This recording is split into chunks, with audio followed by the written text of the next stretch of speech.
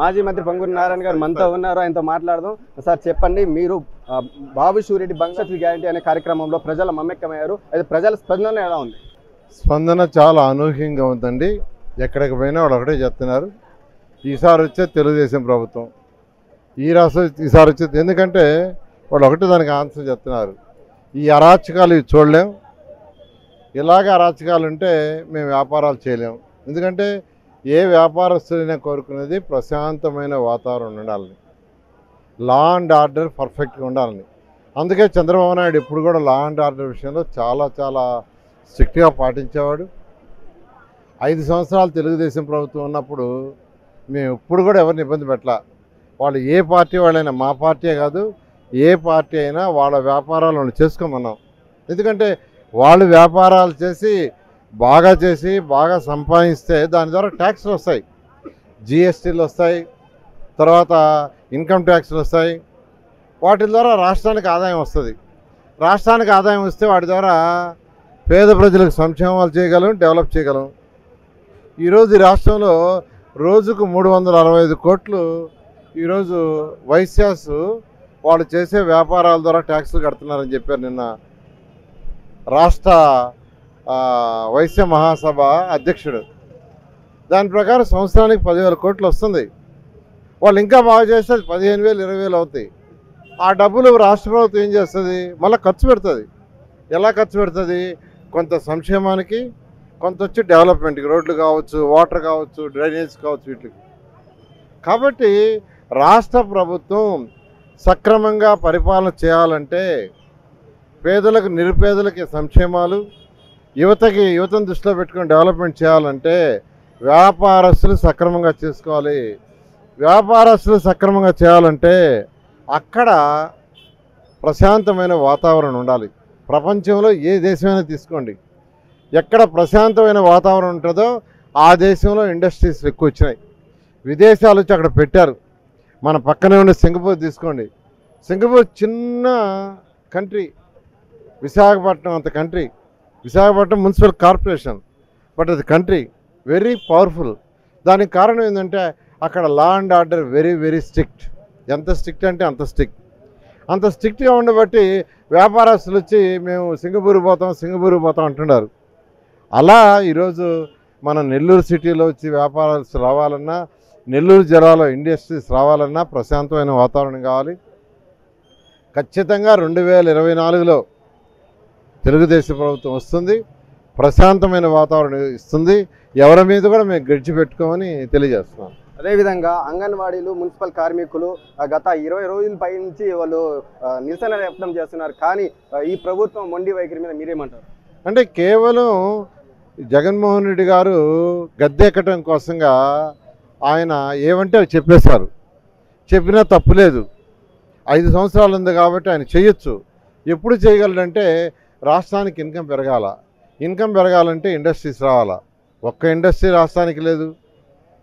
ఎంతసేపటికి అప్పులు తెచ్చే దాదాపు 13 లక్షల కోట్ల రూపాయలు అప్పు తెచ్చాడు.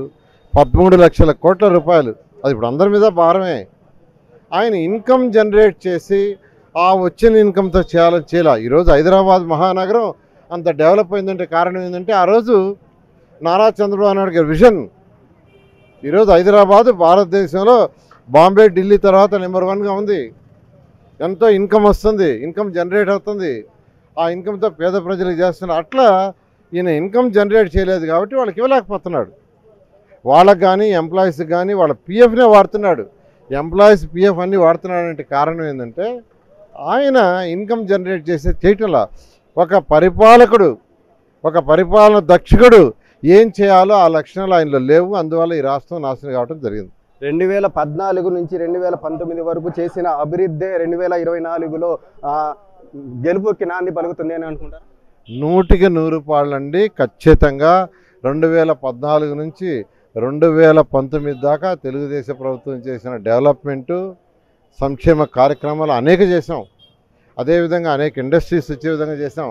వ్యాపారస్తులు వాళ్ళ వ్యాపారాన్ని ఎటువంటి ఇబ్బంది లేకుండా, లా అండ్ ఆర్డర్లో ఇబ్బంది లేకుండా ప్రశాంత వాతావరణం చేసేట్టు చేసాం. అదే మా గెలుపుకి దోహదం చేస్తుంది. నెల్లూరు సిటీ నుంచి ఈసారి టీడీపీ ఉండబోతుందా, జనసేన ఉండబోతుందా? అంటే పొత్తుల మీద మీకే క్లారిటీ లేదని చెప్పేసి ప్రతిపక్ష నాయకులు కూడా చెప్తాను. అండి, తెలుగుదేశం పార్టీ జనసేన ఇద్దరం పొత్తులతో ఈరోజు రాష్ట్రంలో పోతున్నాం.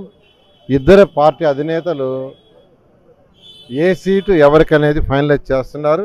ఆ తర్వాత ఏ సీట్లో ఎవరు కంటెస్ట్ చేస్తారనేది యాక్చువల్గా త్వరలో నిర్ణయించబడుతుంది. ఖచ్చితంగా ఈ నెల్లూరు జిల్లా నుంచి, నెల్లూరు సిటీ నుంచి ప్రత్యేకంగా జనసేనకి టికెట్ ఇచ్చినా లేదా తెలుగుదేశంకి ఇచ్చినా నేను ఇంతకంటే బాగా తిరిగి అత్యధిక మెజారిటీతో ఆ క్యాండిడేట్ గెలిచేటట్టుగా చేస్తాం. నేను ఇప్పుడు డోర్ టు డోర్ తిరుగుతున్నాను, అందులో ఎటువంటి సందేహం లేదు. మా మధ్య జనసేన నాయకుల మధ్య పుల్లలు పెట్టాల్సిన అవసరం లేదు. అది మా పార్టీ ఇంటర్నల్. ఎవ్వరూ పుల్లలు పెట్టబడలే, మేమిద్దరూ కొట్టుకునేదిగా చేయబడలే. మనుకాంతరెడ్డికి సీట్ ఇచ్చినా నేను చేస్తా, ఇంతకంటే ఎక్కువ చేస్తా. జనసేనలో మనుకాంతరెడ్డి కాబట్టి ఎవరికి ఇచ్చినా చేస్తా. తెలుగుదేశం పార్టీలు నాకు కాదు, ఎవరికి ఇచ్చినా చేస్తా. నాకు కాదు, ఎవరికి ఇచ్చినా ఇంతకంటే బాగా చేస్తా. అంటే నెల్లూరు మీ ఊరు, కానీ నెల్లూరులో గెలిస్తే నారాయణ గారు హైదరాబాద్ వెళ్ళిపోతారని చెప్పేసి చెప్తున్నారు. నెల్లూరుకి ఇంత సేవ చేశానండి, 2014 నుంచి 19 దాకా ఇంత సేవ చేశా. నేను హైదరాబాద్ వెళ్ళిపోయినాడు ఎందుకు చేయాలా? నేను ఎందుకు చేయాలి చెప్పండి? పుట్టిన గడ్డ, ఇక్కడ పెరిగా, ఈ నీరు తాగా, ఈ యొక్క కాన్స్టిట్యున్సీలో ఎవరిని ఓటు అడిగి నేను 2014లో గెలవలా, ఎవరిని ఓటు అడగలా, కంటెస్ట్ చేయలా. కానీ పుట్టిన గడ్డ కాబట్టి అనేకమైన చేశాను. ఖచ్చితంగా నేను ఎక్కడికి పోను. నేను రాష్ట్ర నాయకుడిని. రాష్ట్రంలో చంద్రబాబు నాయుడు గారు ఒక్క సిటీ కంటెస్ట్ చేయడం కాదు, అనేక ఈరోజు కూడా నేను 175 కాన్స్టిట్యున్సీలో cluster in-charges, unit in-charges, booth in-charges, సాధికార సారథులు నేనే ఫాలోఅప్ చేస్తున్నా. అదేవిధంగా ఆయన అనేక ఇచ్చున్నాడు, అన్నీ చేస్తూ నెల్లూరు సిటీకి ఈరోజు ప్రచారం చేస్తుండా. నెల్లూరు సిటీలో కంటెస్ట్ చేసిన